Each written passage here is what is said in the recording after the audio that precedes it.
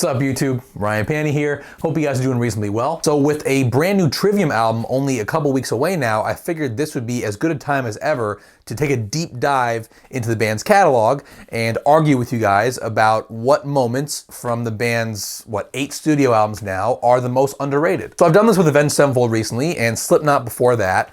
And for both of those bands, the parameters that I used to define what a deep cut was, which were not an official single or music video, and not usually in the live set list, those parameters actually won't work at all for Trivium. The first part of that, which is the singles music videos, Trivium has actually put out like 4 singles and 5 videos per album, more or less, which I actually like that part. I like the challenge that that presents. But on the other end, it turns out, as I've done some digging, that Trivium have always been incredibly generous with their fans when it comes to their live set lists. Like, you look back through the years and Trivium have delivered time and time again for their hardcore fans in terms of switching up their live set lists and playing all kinds of unexpected material and all kinds of deep cuts. I remember I went to the first night of the second leg of the Shogun tour here in America, and the set list that night was all over the place. They played When All Light Dies, they played My Hatred, both from the first record, they played Like Callisto to A Star in Heaven, Scylla and Charybdis, Deceived they played that night. Like, it was all over the place. And as a fan, there's nothing that'll make you want to go back and see a band more than knowing that the setlist will always be different and they'll always be delivering in some form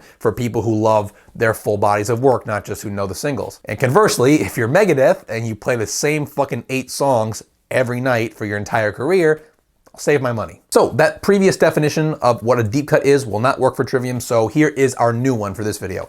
We're gonna keep the first criteria, which is no official singles and no videos. That seems reasonable. And then no album openers and no title tracks. Because within a track list, 2 of the most visible songs on a track list are always the first song you hear and then the song that the album is named after. So that feels fair to me. And then for their first record, Ember to Inferno, I'm gonna exclude from the running a few songs that I feel like would have been singles if that was on Roadrunner. The band were still on like, I think a German indie label or something for that record. So I feel like from Ember to Inferno, the title track, My Hatred, Requiem, and Pillars of Serpents, which 2 of those already fit into my other criteria, but those seem like the most prominent and the most popular songs from that album. And yeah, I actually went back and listened to the entire Trivium catalog just to make sure I wasn't missing anything. And I guess I should do some honorable mentions here at the top just to stave off some of the inevitable whatabouts that will pop up in the comment section, which of course is the whole point of doing these anyway. But I will say I definitely strongly considered Beauty and the Sorrow, Wretchedness Inside, both from the most recent records in the sentence, Calamity off of Shogun, also Scylla and Charybdis was in the running, Tread the Floods, Contempt Breeds Contamination, underrated song. What am I missing here? To Believe, I also thought about as well. Oh, and A Grey So Dark, the bonus track on In Waves. It's technically a bonus track, but it's actually sandwiched in the middle of the track list of the deluxe edition of that record. So those are all songs that I definitely considered, but I'm really happy with this 10 that I ended up with, and let's get into it. My number 10 pick, I guess we couldn't have a deep cuts list without at least one bonus track, right? So Blinding Tears Will Break the Skies, which depending on who you ask is either a Ember to Inferno era song or Ascendancy era song. It was recorded at the end of 03 with Jason Soikoff, who worked with the band consistently over that 2 or 3 year period. I personally consider this an Ascendancy era song just because it was recorded, I believe, at the same time as Like Light was. And to me, regardless of when it was recorded, this song perfectly encapsulates everything about Trivium in the Ascendancy period. The sort of melodramatic, almost emo-influenced choruses that are very palatable, the quick in and out, flashy guitar leads, the layered breakdowns. You really see with a song like this, or more obviously Rain or Like Light to the Flies, how Trivium were able to hit on this winning formula and execute it better than their peers. Next up, the Revanchist off of their last record, Sin in the Sentence. I talked about this in my review, but there were several moments on this record that felt like unmistakable leaps forward for the band creatively. My number 1 is probably Thrown Into the Fire, the closer on that album, and then my number 2, my close number 2, is the Revanchist. It's got the winding song structure of Shogun era, but it feels like something entirely new, doesn't it? Alex Bent's drum performance, particularly in that sort of prog-tinged middle section, is electrifying. Obviously, the pre-chorus riff, which is very catchy, is a main attraction here. And let's be honest, unless you are a political philosophy enthusiast, we all learned a word here. Education is important. I bet you didn't know the word Trivium before you heard this band. I didn't. Incineration, the Broken World is one of several underappreciated songs from the otherwise non-essential Vengeance Falls album. I love the really simple but effective pre-chorus with that nasty pinch harmonic in it. I think Paulo's bass solo here is pretty killer. It's sort of a callback to Becoming the Dragon. Just overall, a wonderfully aggressive and inspired moment from an otherwise uninspired album. This next one may not make me any friends, but I know there's some of you out there who will agree with me. One really powerful song in the Trivium catalog that no one gives any credit to is And Sadness Will See Her off The Crusade. This is a dirgy, depressing, just lumbering anomaly in the middle of that track list. It is the only song in the Trivium catalog that sounds like this. And that's one piece. I do enjoy that sound. But most importantly, this song is an illustration of why lyrics still matter in metal. People forget that Trivium went through this sort of politically charged, socially aware phase in their lyrics before that whole first mythology and then that whole open to interpretation thing took over on In Waves, which definitely irritated me. But socio-political issues were a big part of Trivium's lyrics for a little bit there. I guess these days it'd be called a woke phase. And The Crusade in particular addresses a lot of interesting real life issues. And this song in particular is notable just because it tells the absolutely gut-wrenching true story, that a story that I otherwise probably never would have heard about because it happened before my time. But it's a story of this hate killing of this kid named Matthew Shepard. I believe he was 18 or 19 at the time.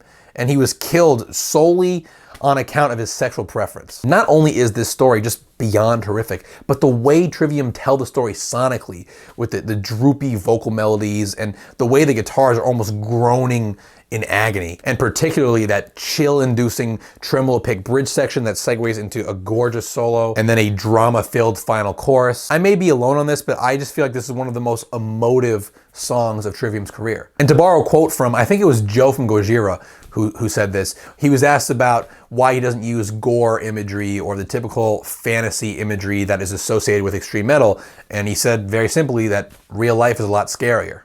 And I tend to agree. I've always loved Caustic Are the Ties That Bind off of In Waves. That's my number 6 pick here. The way the band weave in some hard rock alongside the typical harmonized pedal tone guitar riffs is quite dynamic in this song, as is of course the quiet come down, then gradually, ever so gradually builds up into an epic harmonized guitar solo. It takes a good amount of skill to write and execute something like that. But if I'm being honest with myself, it is those dual pedal tone guitar riffs in the pre-chorus that make this song for me, that are the bread and butter. Cracking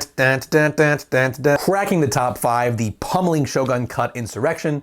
This song is just a blast of modernized thrash with a slightly Eastern bend to it. I just think that the way the song is able to use the harmonic minor scale, which is what's responsible for that slightly exotic flair that this song has, the way the song is able to use that scale in the context of both balls out riffing and darker, more ominous moments within the same song, that's pretty impressive. Just notice how between that slamming, groove-oriented post-chorus riff and the come down and the death metal explosion in the bridge, everything here is all like the same few notes, just used in starkly different contexts. I can't think of a better showcase than Insurrection for the purely merit-based explanation for Trivium's success. Just the raw talent portion. Because there's a lot of ways, especially if you don't like the band, that you can sort of explain away their success. The fact that they were playing shreddy guitar solos at a time when no one else was, so anybody who was into guitar kind of only had them to look up to in the metal mainstream. Maybe the fact that they were fusing those sort of emo-ish choruses into ascendancy, so you got some of the Warped Tour crowd over. There's a lot of ways you can explain it, but there is a portion of it that's just purely merit-based, and I think Insurrection is a perfect showcase for that. And the lyrics to this song are great.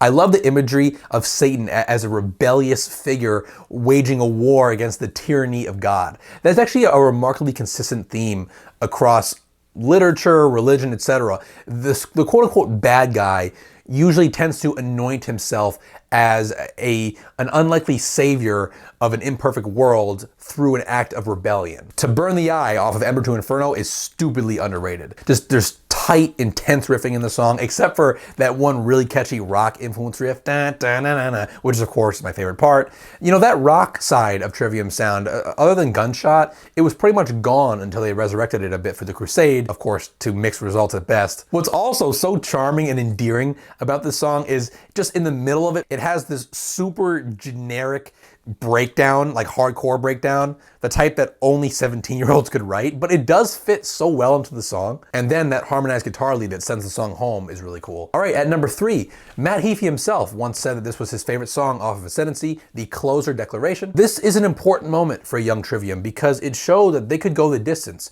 in terms of writing a longer, drawn-out song with a lot of different parts and tempos and moods. It's definitely the type of thing that sets the stage for what they would do with Shogun a few years later. But each part of this track just leaps out at you. It's very powerful, it's very emotionally charged, especially when you consider the lyrics, which unfortunately Matt is just simply put one of the least intelligible harsh vocalists in the genre. But when you read the lyrics, they're actually coming from a very socially progressive viewpoint, which of course foreshadows what they would do with the Crusade, which we already discussed. But this song just closes out Ascendancy on such a high note. It really feels like Trivium just left it all on the court, so to speak, when it came to their big major label debut. Number 2, one of the most unrelenting and aggressive songs in the entirety of the Trivium catalog, a Skyline Severance off of In Waves. Between this track, and then there was also Dust Dismantled, and there was Chaos Reigns off of In Waves, if Trivium ever decided to make an entire record like this, they'd be a fundamentally different band.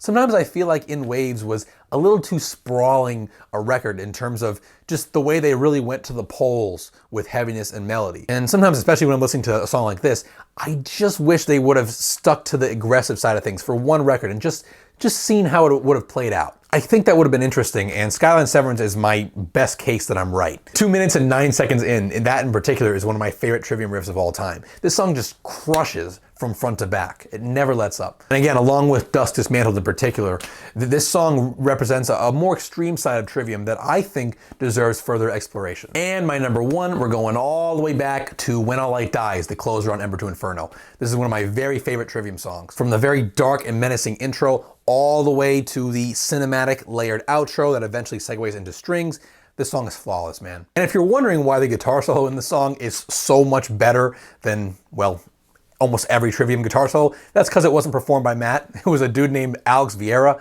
who turns in just a dazzling performance. It sort of reminds me of the Death Symbolic solo a little bit. People really sleep on Ember to Inferno, man. That's the one thing that I was definitely reminded of when I went back and listened to their catalog. I mean, some of the best moments of this band's career are on Ember to Inferno, and I think the band are aware of that. Even without Corey and without Paulo, the band definitely arrived as a fully formed force to be reckoned with in metalcore. The talent was always there. And it's amazing that when you pit some of these earlier songs, like When All Light Dies, up against everything they've done since, they hold up pretty strongly. So there you have it. That is my 10.